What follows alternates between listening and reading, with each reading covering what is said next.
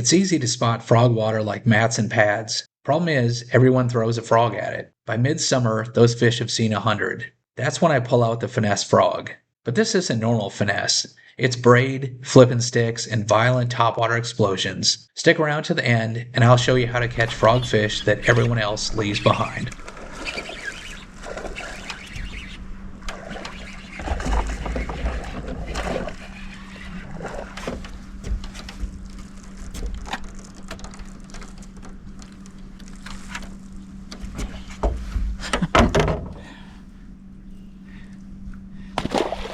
Nice when it started off. Man, when they want a frog, you can't take it from them. When they don't want it, they miss it every time. That one definitely wanted it.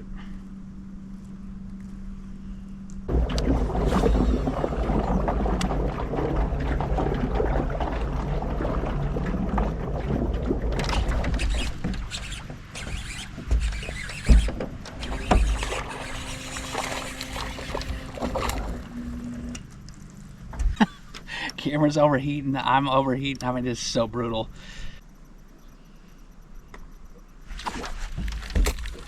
Ooh.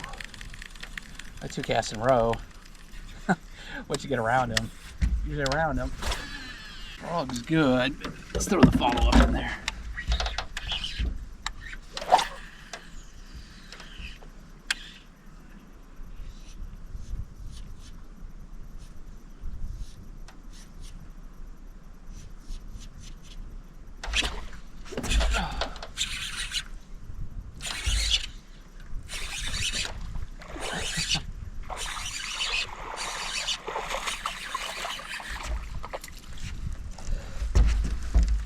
Barely hooked him. That's the follow-up though.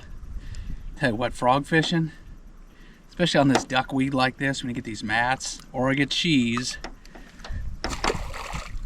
man, they'll eat the frog but they miss it. And the cleanup, you can get extra baits. This is the Berkley General. It's dense, so I can throw it. This on braid, no weight, and I bring it across the top. And it's just enough weight, it gets underneath that mat just a little bit where they can get it. It doesn't stay on the top. Something about it. It's just when you twitch it, the tail just kind of, it's just real spastic. I mean, you have to see it. Here's a neat deal about this bait. This used to be my follow-up. When I miss a frog, I'd throw this thing back in, and not in the hole, but I noticed when I was swimming it back up to the hole, they would eat it on the surface. And then I figured out, a lot of times you'd get other fish to bite it. When you get one frog fish, everybody's throwing a frog, you throw this in the same area, and if there's extra ones there, the ones that want to chase a frog because everybody's throwing it, this subtle little thing, the General, I mean, I can catch, a lot of times I'll get one frog bite, and I'll get 3, 4, sometimes up to 10 extra fish in the same area that won't eat a frog, that'll eat this. Craziest thing, but man, it works.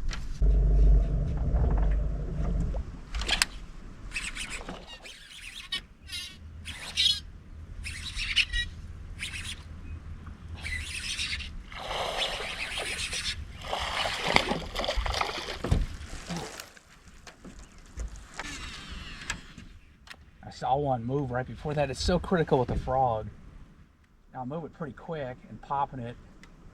But man, you see the grass move, that mat move it all. It's time to really pick it apart. They'll kind of show themselves, but you really have to be paying attention. Try to move it pretty fast and look for that one reaction.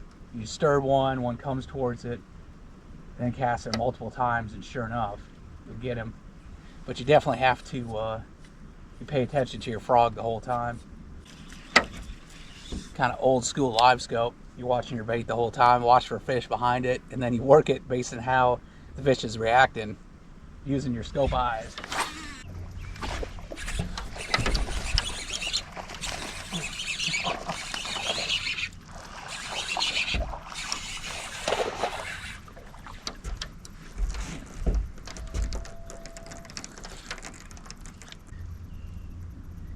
Maybe I'll wade through a whole bunch of area here and all of a sudden hit a little spot where I've had like 2, 3 bites real quick and finally hook up with that one. So might be in the hot zone now.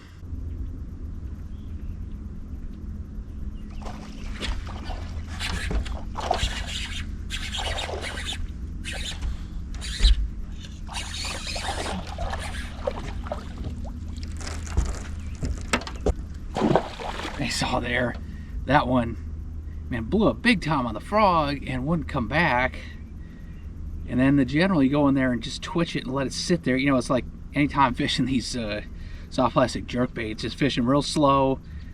Like I'll leave them on the top for a while, and then if they fall down through, but you keep on bringing it through there when you saw one, it's like sooner or later they eat it. And the trick is keeping it right on the surface, but it's like, it's on the surface, but it's poking through so they can see it blow. It's not falling down, and it's not sitting up on top when it's plowing just like below the water where they can see it. That's kind of like the magic spot, and sooner or later they come back and get it.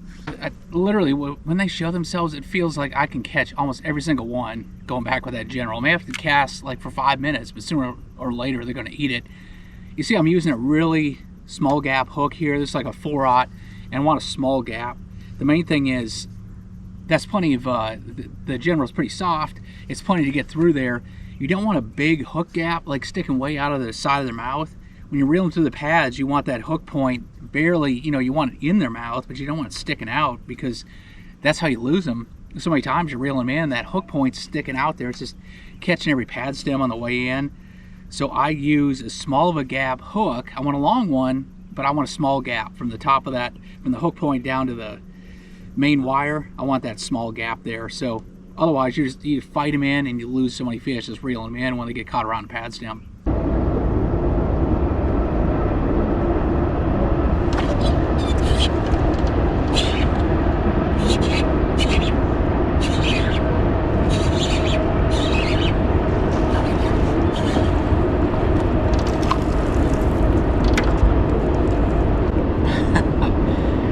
Better one there. That fish always bite when the trains go by. I don't know if it turns them on or just makes it hard to talk, but I don't know if you noticed, I was probably blocking the camera on that, but that fish, you know, he blew up and I missed him, and I threw back in there and blew up on it twice, and then finally the third time blew up, got it. It was in pads, he was trying to come up through it. You notice my rod tip was up, and I'm kind of just popping it like that. And what I was doing is, you know, it still makes the bait kind of twitch a little bit, but I'm popping it to feel if the weight's there, so I don't pull it ahead of them, and I don't want it just to sit there and fall down to the bottom. I want it to stay up at the top. So I was just kind of, you know, as I kind of popping, rewind and look at it there, you see it pop, pop, pop, and then you feel the weight finally, then you know he's there and you can set him. The other thing there too, you know, you can work the frogs and the general with the rod tip down. It's easier on my wrists and elbows if I do it that way. The thing is, if you work it with your rod tip up, the line is up off the grass, and you notice that fish, I got him up on the surface right away. I was able to pull him out. I think if you can handle doing it, rod tip up the whole time, and almost using like a jig rod or something like a high-end sort of rod that's pretty light in the tip, so it's easy to do. You know, this is Fenwick's top of the line. They're world class, a big 7.5, but a heavy, but it's light. Really light rod, so I like to just pop that rod tip up. You keep the line up out of the grass. Once it's laying down there, it's going to wrap around those lily pad stems, and it's, you know, you're going to have to fight them around it. It's easier for them to dive down. The best thing you can have them do here is jump and just come right on the surface and just tail walking across. So if you work with that rod tip up, the line is up out of the water all the way to the bait, so you're not having to fight them down through those pad stems and stuff. So to me, that's definitely a big key to landing percentage.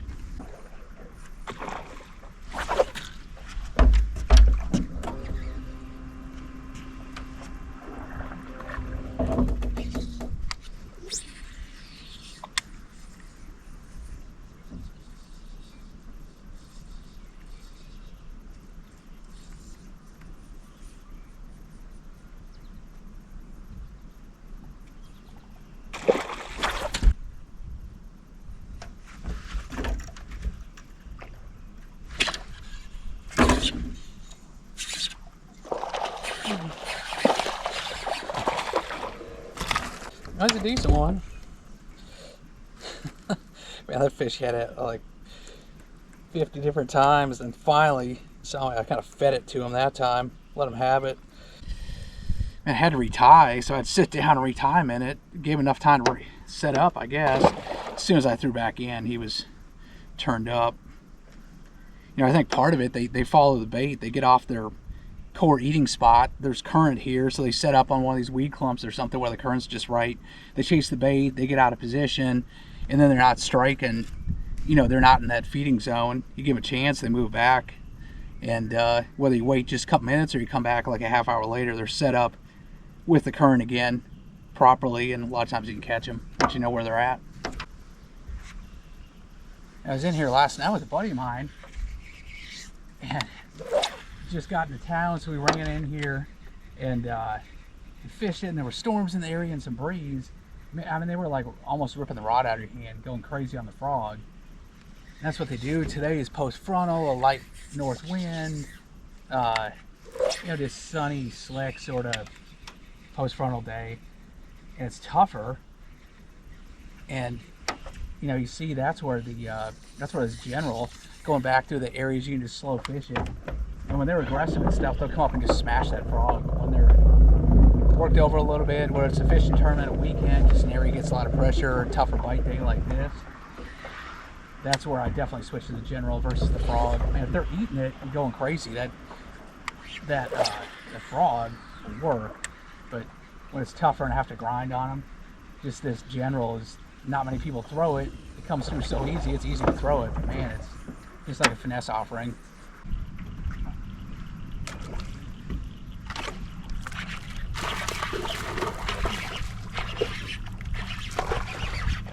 Man. There was a straight up shark attack. I don't think he was on camera. I think he's probably a little too far off to the side, but good God. They came streaking out there. Ran it down. Better one, he was aggressive. I like when to do that.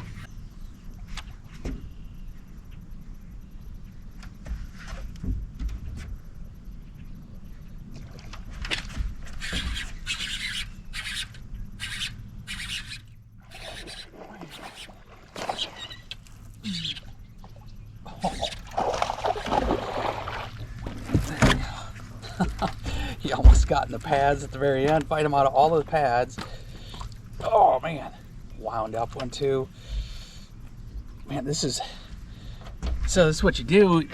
I mean, this is an area where I caught fish before. I marked a couple waypoints, and I fished so much dead water through here. So they're obviously sitting in some key areas. So I came back and I figured they're probably going to be wise to the frog. So that's why I go with the general, which is a little more subtle. And my God, there were two good ones, two of the better ones of the day for this area. These are pretty good fish, you know, almost out of the same clump there. So definitely pays to mark waypoints, take note of where the fish are, and there's so much dead water, and that there's like a more continuous mat, and then all of a sudden it's like real clumpy groups of lily pads here, and that seems to be the deal. Those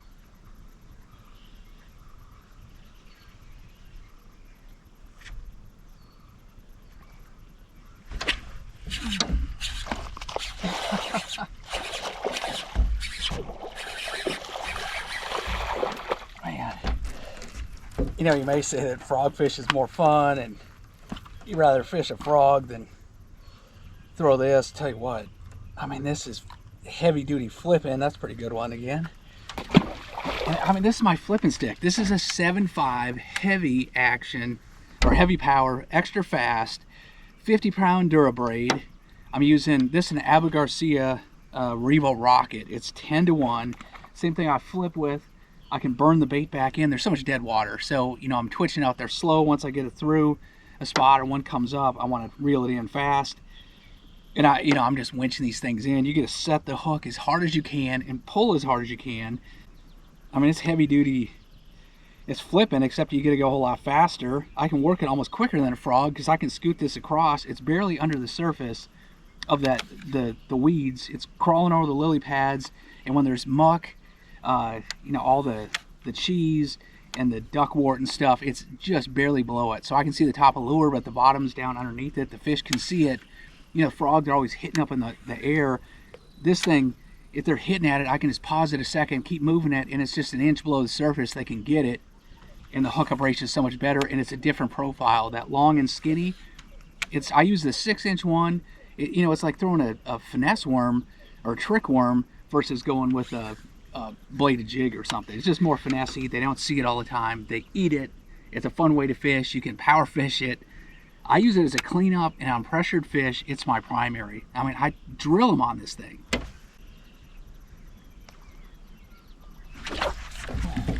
And there's like next cast. Actually, my camera overheated. It was off. I caught one right before that out of that same hole. Catch that one you saw me, and I just missed one again. See, like I said, it's a big 6-inch MaxScent General. It's smaller at the top, so when I tear out the head and I have to cut it off, then it's fatter. It's like real streamlined at the top, so it comes through better.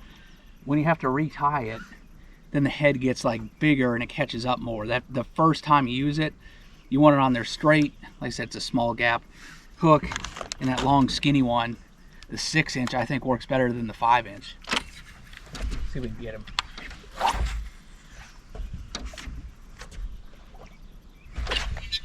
Oh.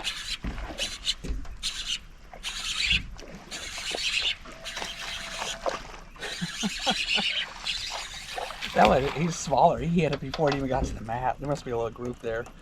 That's literally a third one out of that same little clump of pads. Little guy. It's the smallest one I've caught today. See, now the head's chewed up a little bit. And I try to re-hook it, but I might not be able to because it won't hold the hook in the belly. That gets to be the problem. Now maybe I'll hold it.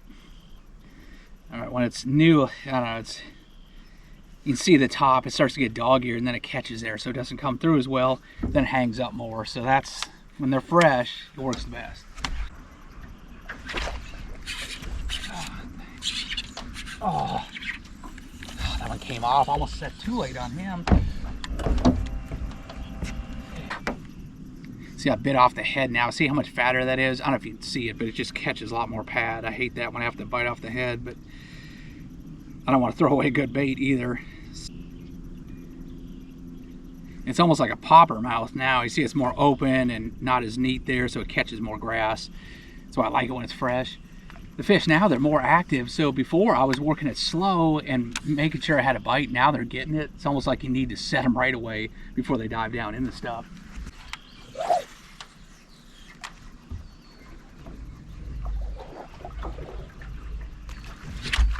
God.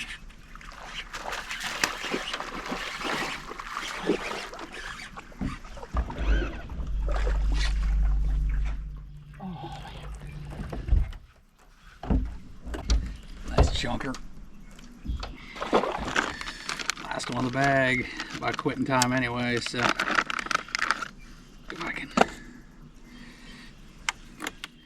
finish out the bag. I'm using a 7.5 here. I definitely like a long rod. I think this part of the key here is there's a lot of muddy water, and where they're at is the little bit of clean water there is. They're up in that clean stuff, and so they get spooky. You know, it's shallow, there's pads and stuff. It's only a couple feet deep, so whipping it out there as far as you can and then being able to move a lot of line when it's way out there. I really like the 7.5, going with that longer frog rod. Trade-off is the longer the rod you use, the farther out you cast, you know, the better chance you're going to lose a fish because they can tangle up. And the thing is with the braids, you can set it when they're way out there, and if you keep that rod tip high like I'm doing, you're feathering it, you keep your line up out of the weeds. Once you get their head up on top and coming, you got a pretty good chance of getting them. Now if it's a 7-pound fish, you're in trouble a little bit. But the other thing is your boat noise, you're spooking so many, you almost have to make that long cast to get them to bite. So it's kind of a trade-off. You're going to lose some, yeah, but you know, you got to get them on before you can catch them. And there again, that small hook that I like to use, that small gap, helps you bring them in. If the hook's not sticking out, I mean, you can, with that braid, you can lead them through about anything. It's that hook point that catches. So I'm not too worried about it with the big heavy rod. I'd rather get them on. I think just you can hear the trolling motor where I'm clicking through all these pad stems and stuff. You can spook a lot of fish. You see them spook. I think you got to be able to boom it out there and get it away from the boat noise to catch those better fish, especially. So this is how I catch them when there's mats. There's duckweed here, duckwort, or if there's cheese, and I can bring this across the top. If it's all pads and it's open, then I find fish with a different bait. I search and cover water and can catch them.